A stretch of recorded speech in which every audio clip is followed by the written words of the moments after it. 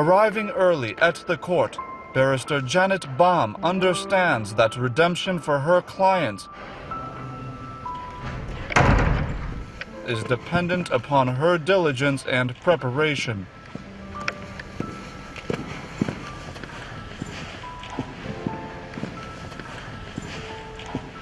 Janet, we're here in the courtroom, and I know that this is a place that means a lot to you. Can you just tell us about what this institution has meant to you, not just in terms of your impact in Nigeria, but across Africa as well? So to me, the court, the judicial system generally in Nigeria is one. I'm not ignorant of the fact that we're plagued with so many challenges, but this is a place where a lot of people come and get a fresh start. The decisions by the learned justices and judges of the High Court, Court of Appeal, Supreme Court, and all courts in Nigeria have really helped to shape not just individual lives. I have seen the impact of decisions of these judges in the life of my clients. I know a lot of people who, prior to coming to court, lost the hope and belief in the fact that they could get any form of redress. But upon coming to court and getting such redress, it also gives them a fresh start and helps them to see life differently and then take up new challenges that help them do better. Janet, one of the very interesting things about your story is that, you know, this is a place that is usually considered the end of the justice value chain. The judgment is given and people go free. But in your career, this has just kind of been part of the process. Can you speak to that a little bit for us? To me, this is just the beginning. We have recorded cases of recidivism where people come out of prison and the next minute you find them back because there is no means of livelihood, there is no education. So my work decided to take it a step further and give reorientation by helping to change the mind of this person. So I bring in friends who are experts in the field of emotional intelligence and the likes to help these people work on themselves as per forgiveness and moving on. And then mentorship is a very important component of this work. I have a case presently and I'm very proud of him. He is one of my major success stories. He's currently in Kaduna Polytechnic studying. I secured his release while I was in Lagos from Ikoyi prison.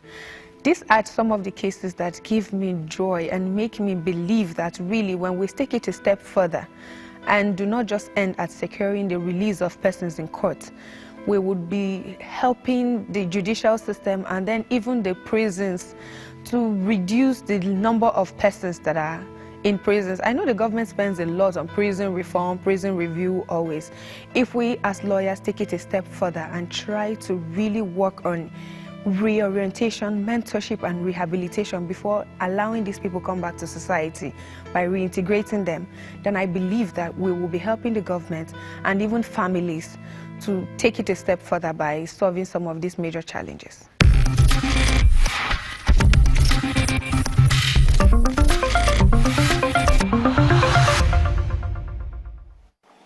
At home, there is time for reflection. Hailing from Benue State, Janet traces her daily pursuit of a more just nation back to her roots. Growing up, I've always just been someone who's just all about saying no to injustice.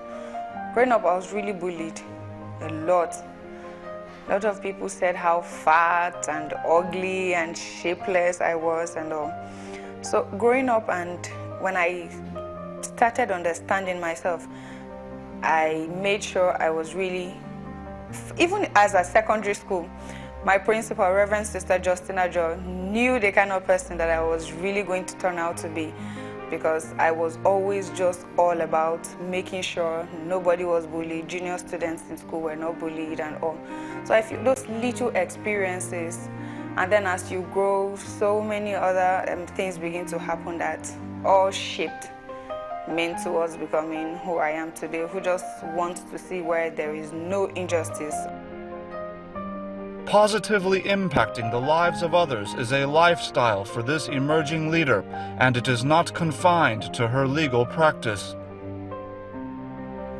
Although my profession may be law, but I find diverse ways, like I believe in diversity, and I believe in multitasking. And not just multitasking, doing everything very well. So whatever I find myself, I try to do well. Like, I have other projects that I run apart from the law. I'm involved with adolescent girls, where I do mentorship to adolescent girls. I recently just finished a project that is funded by the USAID and implemented by Catholic Relief Services, where we worked with adolescent girls, just helping them so they can grow to be better women. And I actually wanted to be, I was posted to my local government because I want to go back and really give back to the girls in my immediate community. I also have a project, we make reusable sanitary pads. It's not really big scale. I think my sister is just my #1 fan. She's really the one that uses most of the products, and a few friends who really like what we produce. But I hope that with time we can really make it really big. And then I also advocate for the environment. Like with the flood that happened in Benue last year, I was really instrumental in bringing a lot of people together to work on providing not just relief materials to these people, but then disaster management education. And by May, we should also continue, because we want to see where people will be able to manage disaster to mitigate some of the effects that these things cause, because they are really, really preventable. I can't really say I want to dredge the whole river Benue to give way for the water to overflow the banks, but I can teach people how to manage themselves when they are presented with such situations. And then I also have a conference that I'm working with other fellows. Ahmed Adetola Kazim, he's in Lagos, and Kaltumi Oboiren, she's in Kano. They are all practicing lawyers in the field of human rights and pro bono legal practice. We're bringing together pro bono lawyers in Nigeria under one umbrella. We want to have a situation where the work that lawyers do can be monitored, especially young lawyers. Pro bono practice in Nigeria is really undertaken by young lawyers with no expertise or skill to really go on with this work. So we want to provide our support with the necessary skills, and I hope I get the reciprocal exchange, because we want to bring in 2 experts who are really good at legal aid in the US to come and really train them on what it entails to offer pro bono legal service, how to fund your legal pro bono practice, and then how to also sustain it. So we hope that this conference will be like an annual event where all lawyers offering pro bono can come together and share experiences.